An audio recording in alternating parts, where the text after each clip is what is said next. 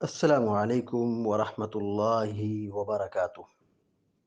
الحمد لله رب العالمين والعاقبة للمتقين، والصلاة والسلام على أشرف الأنبياء والمرسلين نبينا محمد وعلى آله وصحبه أجمعين ومن تبعهم بإحسان إلى يوم الدين. أما بعد، فقال الله عز وجل: أعوذ بالله من الشيطان الرجيم. ومن يرغب عن ملة إبراهيم إلا من سفه نفسه ولقد اصطفيناه في الدنيا وإنه في الآخرة لمن وإنه في الآخرة لمن الصالحين. سورة البقرہ کی آیت نمبر 130 ابھی آپ کے سامنے تلاوت کی گئی ہے۔ اللہ تبارک و تعالی ارشاد فرماتا ہے: وَمَن يَرْغَبُ عَن مِّلَّةِ إِبْرَاهِيمَ إِلَّا مَن سَفِهَ نَفْسَهُ۔ ابراہیم علیہ السلام کے دین سے وہی اعراض کر سکتا ہے، وہی دور ہو سکتا ہے جو بیوقوف ہو، جو شخص اپنے آپ پر ظلم ڈھا رہا ہو، جو جاہل ہو، ناسمجھ ہو۔ ابراہیم علیہ السلام دین حنیف پر قائم تھے، فطرت توحید پر قائم تھے، شرک سے بیزار تھے، امام الموحدین تھے۔ اللہ رب العالمین نے ابراہیم علیہ السلام کے واقعات کو قرآن کریم میں بہت ساری جگہوں پر ذکر کیا ہے، اور اللہ رب العالمین نے ان کی محبت کو لوگوں کے دلوں میں ڈال دیا ہے۔ تو یہودی بھی کہتے ہیں کہ ابراہیم ہمارے ہیں، نصرانی بھی کہتے ہیں کہ ابراہیم ہمارے ہیں، مگر ابراہیم علیہ السلام نہ یہودی تھے نہ عیسائی تھے، بلکہ دین حنیف اور فطرت توحید پر قائم تھے۔ ما کان ابراہیم یہودی ولا نصرانیہ ولکن کان حنیفا مسلما۔ ابراہیم علیہ السلام نہ یہودی تھے نہ نصرانی تھے، فطرت توحید پر قائم تھے۔ وہ مشرک نہ تھے، وہ موحد تھے۔ لہذا جو ان کی ملت سے منسوب ہیں اور وہ ابراہیم علیہ السلام سے لگاؤ اور محبت رکھتے ہیں اور اپنے آپ کو ابراہیمی کہتے ہیں، تو انہیں توحید کو قبول کرنا چاہیے، ابراہیم علیہ السلام کے عقیدے اور ان کی دعوت کو تسلیم کرنا چاہیے۔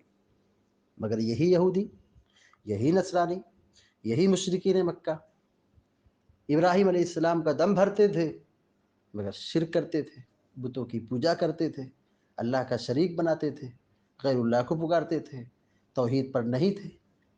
اللہ رب العالمین نے فرمایا کہ وہی شخص ابراہیم علیہ السلام کے دین سے، ان کی ملت سے روگردانی کر سکتا ہے، بے رغبتی کر سکتا ہے، دور ہو سکتا ہے، جو حقیقت میں پاگل آدمی ہو۔ عقل مندی کیا ہے؟ اللہ کو پہچاننا۔ ہوشیاری کیا ہے؟ اللہ تعالیٰ کو جاننا ہے۔ جو شخص توحید کو سمجھ گیا، اللہ کو پہچان لیا، اللہ پر ایمان لایا، بہت عقل مند آدمی، ہوشیار آدمی۔ اور جو شخص انسان ہے، عقل ہے، سننے، سمجھنے، بولنے کی طاقت ہے، لیکن وہ اللہ کو نہیں پہچان رہا ہے، شرک کر رہا ہے، اللہ کی ذات میں شک کر رہا ہے، اس سے بڑا بیوقوف اور پاگل دنیا میں کوئی نہیں ہے۔ اللہ رب العالمین نے اسی لیے مشرکوں کے بارے میں کیا کہا؟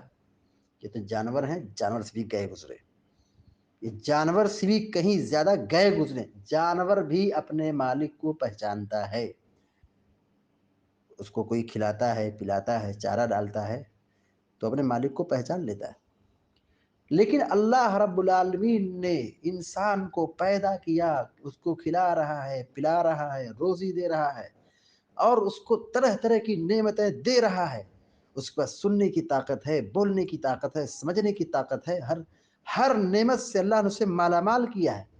لیکن وہ اپنی نگاہوں سے زمین کو دیکھتا ہے، آسمان کو دیکھتا ہے، اور یہ سورج اور ستارے اور سیارے، یہ کائنات کا نظام منظم طریقے سے چل رہا ہے، مگر وہ اپنے مالک کو نہیں پہچان پا رہا ہے۔